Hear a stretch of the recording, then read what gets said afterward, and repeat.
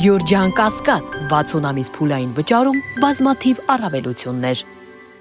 Շնորհակալություն հրավերի համար, նախաձեռնության համար եւ օրվա խորհուրդը հաշվի առնելով ես եւս կցանկանայի շնորհավորել բոլոր լրագրողներին։ Ես բարեմաղթում եմ ուժ եւ տոկունություն, որպեսզի ներկա մարտահրավերների պայմաններում դուք կարողանաք պահպանել մասնագիտական արժանապատվությունը եւ անկախությունը։ Վերջին ժամանակների իմ գործունեությունը թույլ տվեց մի նոր թեզ առաջ քաշել։ Ես կարծում եմ, որ լրագրողները եւ իրավապաշտպանները շատ ավելի պաշտպանված են ավտորիտար ռեժիմներում, քան ժողովրդավարական ռեժիմներում, որտեղ կա գրաքննության, պաշտպանության մեխանիզմներ եւ շատ հարցեր հենց քողարկվում են ժողովրդավարական համատեքստում եւ երբ մենք նաեւ խոսում ենք հիպոկրատիայի մասին, նշեմ, որ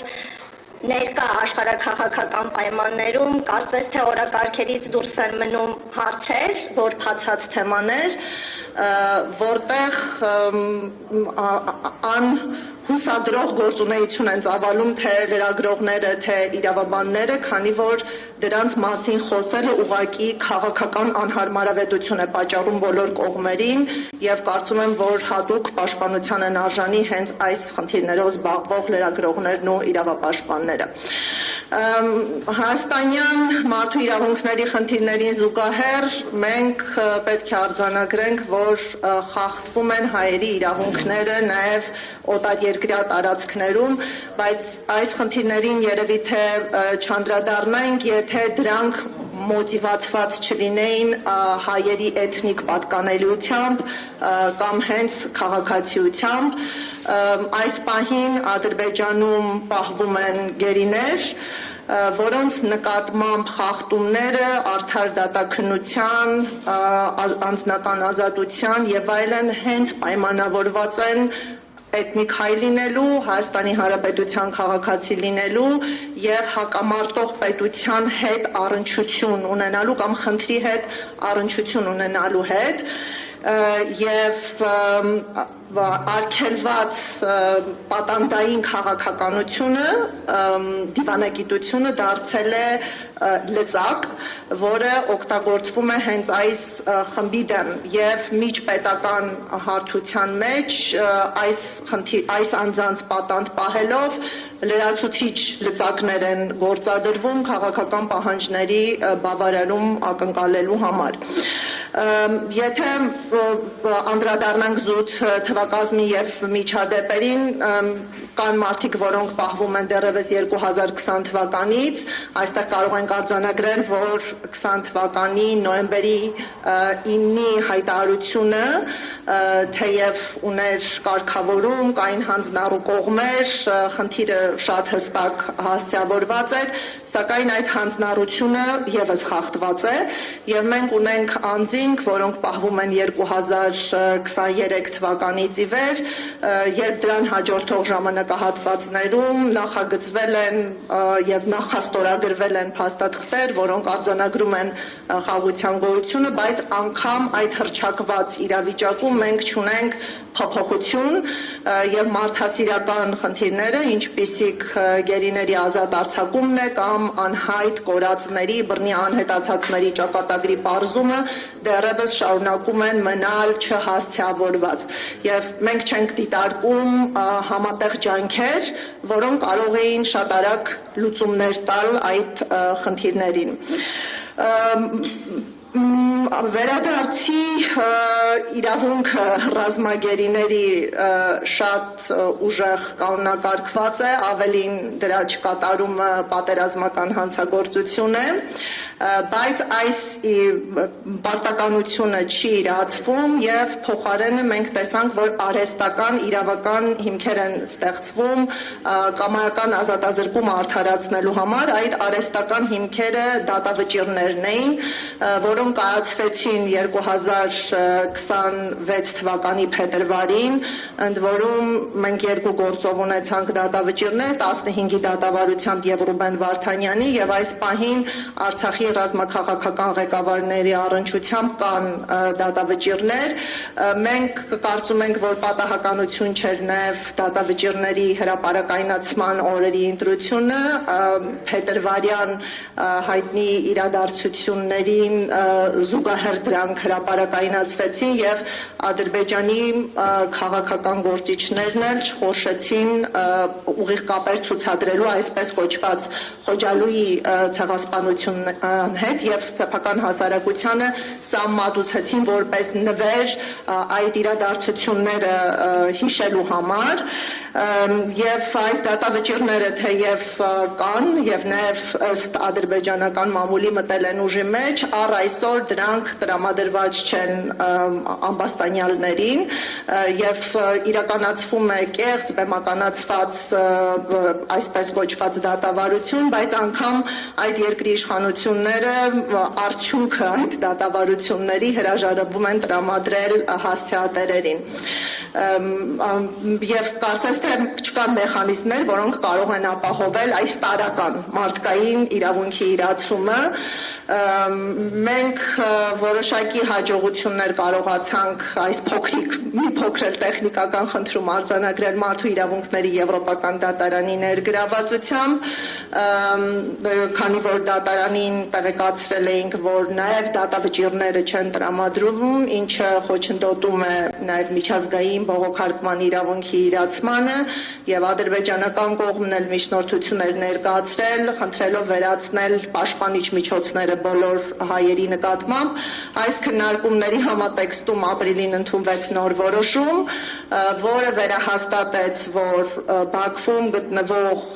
բոլոր հայերի կյանքին եւ անձնամխելիությանը սպառնացող վտանգները, անմիջական իրական վտանգները շարունակական են, ուստի կիրառված միջոցները չեն կարող կորցնել իրենց ուժը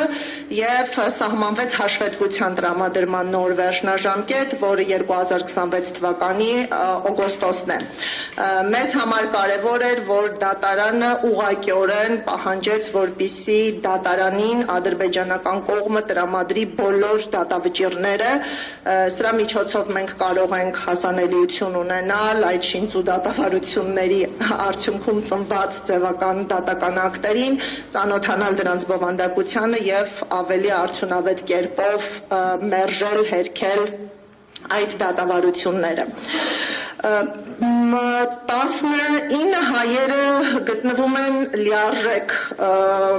մեկուսի անպաշտպան վիճակում, Կարմիր խաչի գործունեության դադարի մասին դեռևս 2025 թվականին էինք տեղեկացել, այս պահին Կարմիր խաչը պարբերական այցելություններ չի իրականացնում, մեկ ad hoc մեկ անգամյա այցելություն համաձայնեցվել էր 2025 թվականի դեկտեմբերի վերջ Սուրբ Ծննդյան օրերի ընթացքում, սակայն սա մեկ անգամյա այցելություն էր, այն չունի պարբերականություն, այն չունի կանոնավորություն, պետք է նաև ջանքեր գործադրել, որպեսզի այս թեկուզ մեկ անգամյա այցելությունները շարունակական լինեն, ոչ իհարկե շատ հաճախ դրանք հնարավոր չէ ապահովել, բայց գոնե տարեկան 1 կամ 2 այցելությունը կարող է էական նշանակություն ունենալ։ Հայերը նաև նշեմ, որ չեն օգտվում ընտանիքի անդամների այցելության իրավունքից, այս խնդիրը հենց վերջերս նաև հեռախոսազանգի միջոցով բարձրաձայնեց Ռուբեն Վարդանյանը, ըստ էության կան ընտանիքի անդամներ, որոնք թեև սպառնալիքների եւ անվտանգային խնդիրների, սակայն պատրաստ են մեկնել Բաքու եւ օգտվել իրենց ընտանիքի անդամներին փակ հաստատություններում տեսակցելու հնարավորությունից, սակայն հայ-ադրբեջանական հարաբերությունների համատեքստում սա անհնար է կազմակերպել առանց պետական մակարդակում երկխոսության եւ երաշխիքների, առնվազն պետք է ներգրավեն պետական մարմիններ, որոնք կապահովեն վիզաների խնդիրը, ինչպես նաև սահմանահատումը, եւ եթե չլինի այս պետական աջակցությունը, ինքնուրույն միջոցներով ընտանիքի անդամները չեն կարող ֆիզիկապես գտնվել Բաքվում։ Այս խնդիրը նաեւ հրապարակային է բարձրաձայնված, մենք չունենք դեռևս դրական լուծում, նաեւ զուգահեռներ ենք անցկացնում քաղաքասարակության ներկայացուցիչների այցելության հետ, սա ցուցադրելով որպես դրական օրինակ, երբ պետական մակարդակում երկխոսությունը հնարավոր է համարել փոխադարձ այցելությունները եւ կարծում ենք, որ այս մոդելը պետք է գործարկվի նաեւ ընտանիքների իրավունքների իրացումը ապահովելու համար, արձագանք չկա, բայց այս ուղղությամբ աշխատանքները շարունակվում են եւ մեզ համար շատ կարեւոր է տեսնել հենց Հայաստանի Հանրապետության իշխանությունների արձագանքը։ Մյուս խնդիրը, որ անկախ փաստաբանների հասանելիությունը եւս սահմանափակված է, որևէ օտարերկրյա փաստաբան հնարավորություն չի ունեցել առ այսօր որևէ կապի միջոցով իր գործը քննարկել Բաքվում պահվող պատանների հետ։ Նրանք եւս զրկված են եղել այցելություն ունենալու հնարավորությունից, բայց ժամանակակից աշխարհում երբ կան նաեւ հեռավար կապի ապահովման միջոցներ, անգամ այդ միջոցներով հնարավորություն չեն տվել շփվել անկախ փաստաբանների հետ։ Եվ մեծագույն խնդիրը բացը, որը մենք տեսնում ենք եւ կարծում եմ պետք է շարունակական բարձրաձայնենք, դա այն է, որ Հայաստանի Հանրապետությունը իր քաղաքացիներին ըստ էության միայնակ է թողել օտարերկրյա պետության հփակ հաստատությունում, ընդ որում մի պետություն, որտեղ ձևավորվել է հայացություն, խտրականության պետական քաղաքականություն, չիրականացնելով հյուպատոսական այցելության իրավունքը։ Սա ոչ թե մի ինստիտուտ է, որը ենթադրում է բանակցություն, պայմանավորվածություն, այլ Հայաստանի Հանրապետության համար երաշխավորված իրավունք է տեսակցել իր քաղաքացիներին եւ տեսակցության շրջանակում տրամադրել հյուպատոսական աջակցություն։ Օրինակ, եթե այդ այցելությունների ընթացքում պարզվում է, որ օտարերկրյա պետությունը խախտում է փաստաբան ունենալու իրավունքը կամ օտարերկրյա պետությունը չի տրամադրում դատավճիռը խախտելով բողոքարկման իրավունքը կամ կան վնասվածքներ եւ չեն ապահովում անկախ բուժզնություն անցկացնելու հնարավորությունը, ապա հյուպատոսական այցելություն իրականացրած անձնակազմը հնարավորություն ունի դիվանագիտական խողովակներով բարձրաձայնել խնդիրը եւ հասնել այդ խնդիրների լուծման։ Հիմա առ այսօր Հայաստանի Հանրապետությունը փաստացի հրաժարվում է տեսակցել Բաքվում պահվող պատաններին այնպիսի իրողության պայմաններում, երբ նրանք զրկված են անկախ վերահսկողական մեխանիզմներից եւ չկա որևէ միջազգային չեզոք կազմակերպություն, որը կարողանա այդպիսի մարդասիրական աջակցություն ցուցաբերել հայ պատաններին։ Սկզբնական շրջանում անգամ թեզեր էին քաշվում, որ այս իրավունքը իրացվելի չէ, քանի որ այնտեղ գտնվող բոլոր հայերը չեն, որ դասական առումով հանդիսանում են Հայաստանի Հանրապետության քաղաքացիներ, այստեղ տարանջատում էր մտցվում Լեռնային Ղարաբաղի չճանաչված հանրապետության քաղաքացիության եւ Հայաստանի Հանրապետության քաղաքացիության միջև, բայց փաստերի մակարդակով արձանագրենք, որ եթե որոշ անձանց մասով մենք նման զրույցներ կարող ենք ունենալ եւ այսպես կոչված վիճելի իրավական հարցադրումներ կարող են լինել, ապա կան դեպքեր, երբ գերիները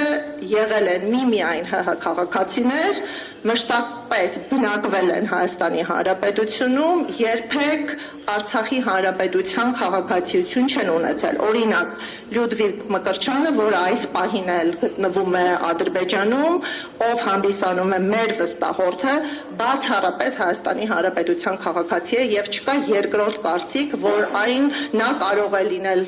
Արցախի Հանրապետության քաղաքացի, դրա համար Հայաստանի Հանրապետությունը չի կարող տեսակցել։ Այսինքն նման Նախնական քննարկումներով փորձեր էր արվում արդարացնել այս իրավունքի չիրականացումը Հայաստանի Հանրապետության կողմից, բայց նշեմ, որ այն մանիպուլյատիվ է եւ իրական կամքի եւ ցանկության պարագայում մենք ունենք միմիայն ՀՀ քաղաքացիներ, որոնց տեսակցելու առումով չեն կարող որևէ վեճեր ծագել Ադրբեջանի իշխանությունների հետ։ Նշեմ, որ սա իրավունք է, սա պատկանում է Հայաստանի Հանրապետությանը եւ այս իրավունքը կարող է իրացնել միայն Հայաստանի Հանրապետությունը